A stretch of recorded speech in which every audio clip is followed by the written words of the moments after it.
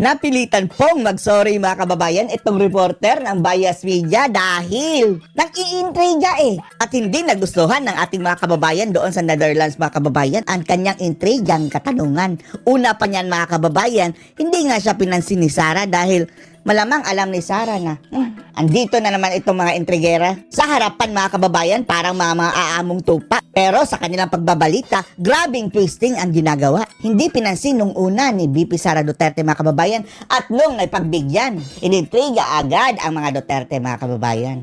Kaya kinuyog, pinagtulungan ng ating mga OFW mga kababayan at napilitang mag-sorry si Maris Umali. Panoorin niyo po ha. Duterte, even inside, nag-charm niya. Yung mga tao sa loob. So, Eto mga kababayan ha. mga tao sa loob. Andyan nakita niya si VP Sara Duterte. Ayan po, katatapos lamang po ng kanyang pagbisita sa siya. Mas inuna ni Sara Duterte mga kababayan ang ating mga OFW Pilipino, mga social media dyan, vlogger, supporter. Hindi nga vlogger, supporter, pero nagdo-document na sila na mismo mga kababayan at sinishare sa ating mga kababayan without bias, without twisting. Yan ang inuuna ngayon ni Sara dahil hindi na maaasahan itong media Sa hospital, para bisita ko naman po. Si Secretary. Thank you. Thank you. Nilayasan at hindi pinansin ni VP Inday. Buti nga at humabol mga kababayan, hinabol talaga ng Bias Media. Habol nung naabutan niya mga kababayan, intriga ang natikman ni Sara. Buti na lang mayroong mga Pilipino dyan. Hindi ko ba noon parang kumbaga parang tanggap din niya kung hindi siya makabalik ng Pilipinas. Meron din po kayong sinabi. Sabi niya mga kababayan, tanggap na ba ni Digong na hindi siya makakauwi ng Pilipinas? Pakinggan niyo ang reaksyon ng mga Pilipino nandyan mga kababayan. Sorry po. Hindi naman ganun. Sige, magkamali ka ng salita. Bakit hindi mo pala dinala yung mga kasamahan yung mga anti-Duterte dyan na nagrarally? Wala na bang pambayad? Ito mga supporters ni PRRD mga kababayan, araw-araw nandyan, napakarami. Pero yung mga anti-Duterte, umpisa lang. Ngayon, wala na, hindi na mahagilap. Wala na ba pambayad? Relax guys, relax. Grabe ka naman. Pinarelax pa mga kababayan ng mga tao dahil na-offend sa tanong ni Maris. Sinabi na sa Senado po, nandiyo. Ikaw, Maris, baka ikaw ang hindi makauwi dyan. Siguraduhan mo lang na hindi bias ng reporting mo. Relax tayo. Relax Hindi na muna. mababalik sila. Relax guys, relax. Meron po ba kayong ibig sabihin doon na sorry, pasensya na po kayo. Magsorry ka. Ang grabing testing na naman yan mga kababayan. No worries. Nagtatanong lang ako, nagka-clarify lang po ako kung ano Nagtatanong ng intriga. pong ibig sabihin po. Ang ibig sabihin nun is yung discussion positive naman sa Senate. Nag-side comment yung mga kababayan OFW. Positive naman ang tanong mo dapat. Hindi lang puro negative. Tama talaga mga kababayan, tama. Pagdating dito sa mga Duterte mga kababayan, ang mga nire-report nila, puro negatibo. Although hindi fake news mga kababayan pero mas malala pa sa fake news mind conditioning, attack na kung maituturing, negative reporting, selective journalism. Meron silang discussion kung tama ba ang ginawa, hindi ba tama ang ginawa, illegal ba ang ginawa, illegal yung ginawa. Sabi mga it was an extraordinary action. Ang ibig sabihin ni Sara noon ay hindi na mapapauwi ng gobyernong bangag ba kababayan dahil itinapon na nila sa ICC. Wala na silang magagawa. Kahit na anong pagpatalunan nila doon, whether it was a kidnapping, it was an extraordinary condition, it was hindi na nila Kahit pa'y maghiring-hiring sila daw dyan, hindi na nila maibabalik si PRRD.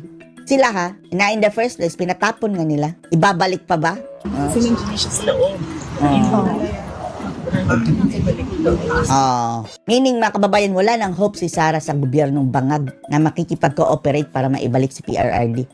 Diba? Makes sense, Maris? And the only way na makalabas siya is through the system. Sa ICC na lang, system. Inside the ICC. System inside the ICC.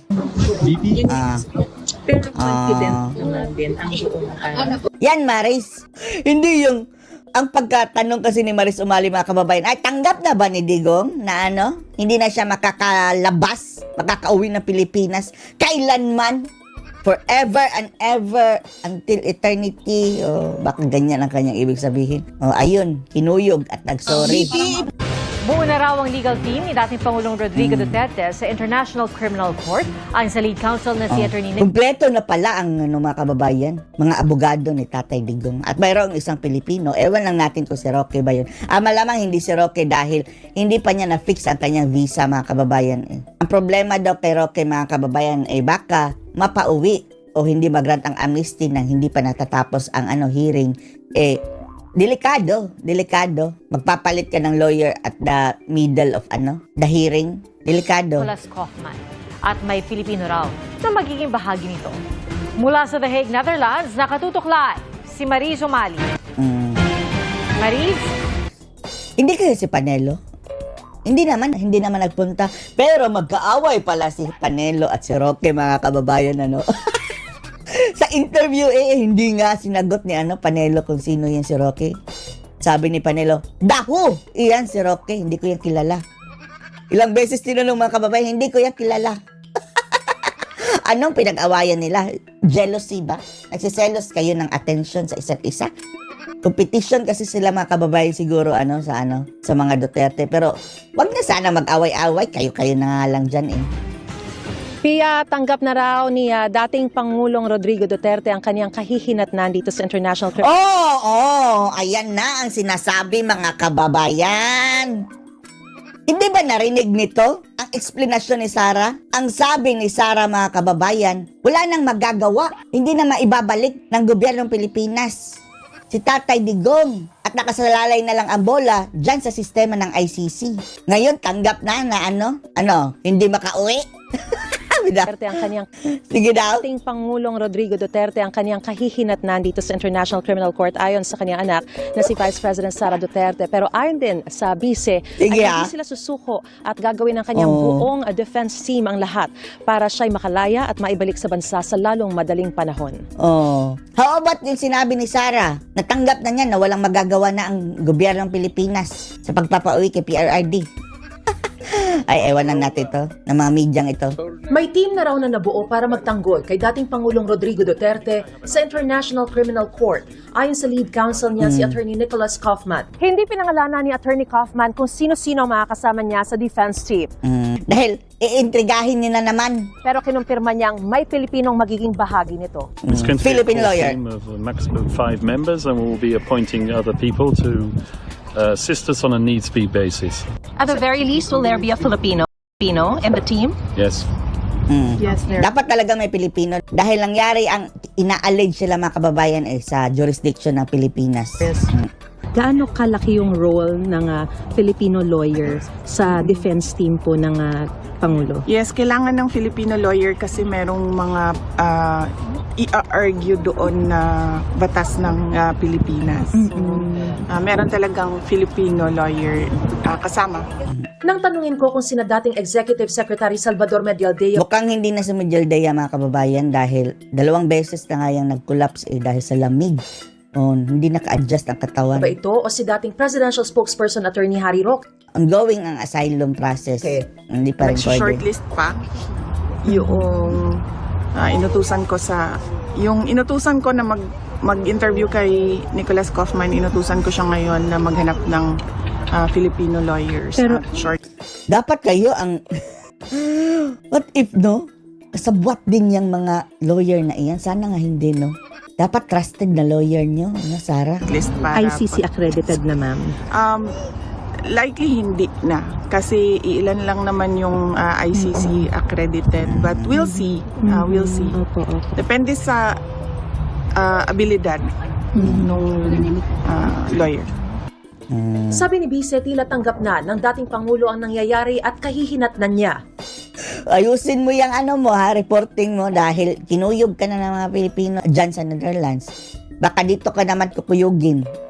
Mensahe niya sa mga taga-suporta matapos arestuhin. The country will get worse and worse.